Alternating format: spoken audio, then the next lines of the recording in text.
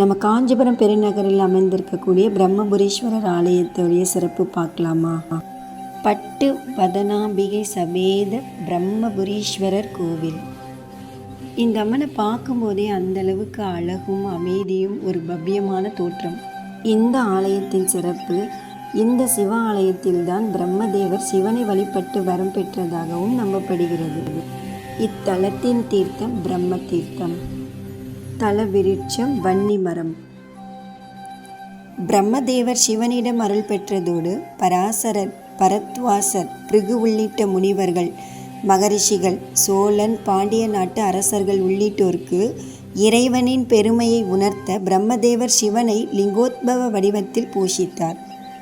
இதையடுத்து தைப்பூச நாளில் அனைவருக்குமே சிவன் காட்சி கொடுத்தமையால் இன்று வரைக்கும் தைப்பூச பெருவிழா பெருநகர் பிரம்மபுரீஸ்வரர் கோயிலில் வெகு விமர்சையாக கொண்டாடப்பட்டு வருகிறது.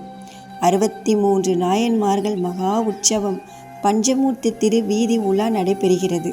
தைப்பூச திருவிழாவில் சிறப்பாக சொல்லப்படுறது பஞ்சமூர்த்தி திரு வீதி உலாவும் 63 நாயன்மார்களின் உற்சவத்தை காண்பதற்கு 20 கிராமங்கள் ஒன்று சேர்ந்து இந்த விழாவை சிறப்பாக கொண்டாடுறாங்க.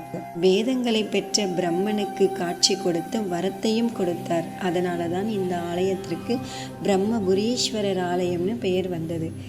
மக்களும் தன்னுடைய வேண்டுதல் என்னன்னு கேட்டு இந்த ஈஸ்வரன் கிட்ட இருந்து வரத்தை நம்ம நிச்சயம் பெற முடியும். இந்த ஆலயத்தில் 63 நாயன்மார்கள் நம்ம கிட்ட பேசுகிற மாதிரியே வடிவமைக்கப்பட்டிருக்கு. உங்களும் இந்த ஆலயம் சென்று பிரம்மபுரீஸ்வரருடைய அருளும் பட்டு வனந்தாம்பிகையோட ஆசீர்வாதமும் இங்கே சிறப்பாக சொல்லப்படுற ஜேஷ்டாதேவி வழிபாடையும் பண்ணிட்டு வாங்க. உங்களுடைய அனுபவம் எப்படி இருந்துச்சு அப்படின்னு எனக்கு கமெண்டில் சொல்லுங்கள்.